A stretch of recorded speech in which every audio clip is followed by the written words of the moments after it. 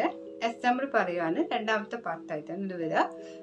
നമ്മൾ ഒരു സ്വാഭാവികമായിട്ട് കടം കൊടുക്കുന്നത് ഒരു വ്യക്തിയെ സംബന്ധിച്ചോളം ചെയ്യുന്ന ഒരു പ്രവൃത്തിയാണ്. നിത്യേന എല്ലാവരും ചെയ്യാറുണ്ട്, അതിൽ തെറ്റില്ല. കാരണം പൈസ എന്ന് പറയുന്നത് എല്ലായ്പ്പോഴും എല്ലാവരും കുറേ എമൗണ്ട് കാണത്തില്ല എല്ലാവരുടെ എപ്പോഴും. അത്യാവശ്യം ഉള്ളത് കടം ചോദിക്കുകയും കടം വാങ്ങിക്കുന്നതും പടുവുള്ള പരിപാടിയാണ്. പക്ഷേ എന്നോട് ഇപ്പോൾ ഒരാൾ വന്ന് ഒരു അത്യാവശ്യത്തിന് 10 രൂപ ചോദിച്ചു വെക്കാം, എനിക്കിപ്പോൾ ബസ് പോകാൻ പൈസ ഇല്ല മോളെ, ഒരു 10 രൂപ തരുമോ, ഞാൻ തിരിച്ച് തരാം, ഇന്ന് വൈകുന്നേരം അല്ലെങ്കിൽ ഇന്ന സമയത്ത് തരാം എന്ന് പറഞ്ഞു കഴിഞ്ഞിട്ട് വാങ്ങിച്ചു കൊണ്ടുപോയിട്ട് ആ വ്യക്തി ആ 10 രൂപ തിരിച്ച് തന്നിട്ടുണ്ടാവില്ല. പറഞ്ഞ സമയത്തിനുള്ളിൽ ആ വ്യക്തി തിരിച്ച് തന്നിട്ടുണ്ടാവില്ല. വലിയ എമൗണ്ട് ആയിക്കോട്ടെ ചെറിയ എമൗണ്ട് ആയിക്കോട്ടെ. എന്നിട്ട് നമ്മൾ എന്ത് ചെയ്യും? നമ്മൾ ചോദിച്ചിട്ടും ഉണ്ടല്ല, നമ്മളൊരു ക്യാരക്ടർ അങ്ങനെ ആയിരിക്കാം.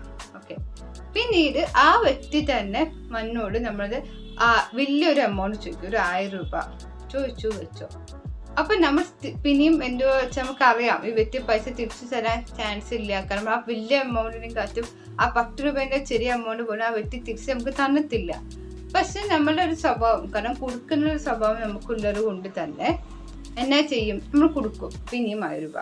ആ 1000 രൂപ പോലും ആ വ്യക്തി നമുക്ക് പൈസയ്ക്ക് ആവശ്യമില്ലാത്തതുകൊണ്ടല്ല കേട്ടോ, ആ വ്യക്തിക്ക് നമ്മളെ സഹായമായിക്കോട്ടെ പറഞ്ഞിട്ടായിരിക്കും 1000 രൂപ കൊടുക്കുക.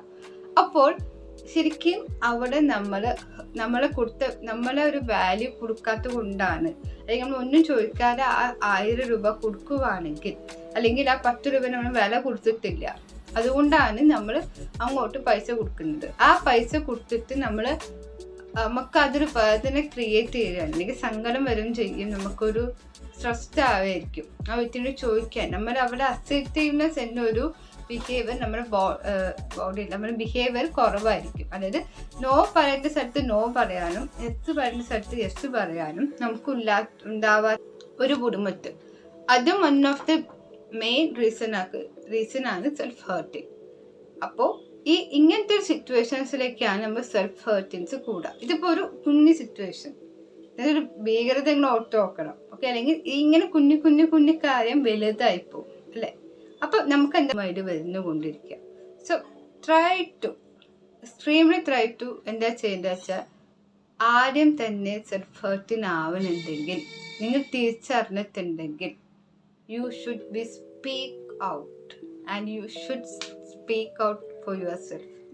ആരും വരില്ല, ആരും അതിനെക്കുറിച്ച് പറയൂല. അതായത് ഇപ്പൊ ഞാൻ നേരത്തെ പറഞ്ഞ ഒരു സിറ്റുവേഷൻ, 10 രൂപ വാങ്ങിച്ച് 10 രൂപ പോലും തരാത്ത സ്ഥലത്ത് 1000 രൂപ ചോദിച്ചാൽ നമ്മൾ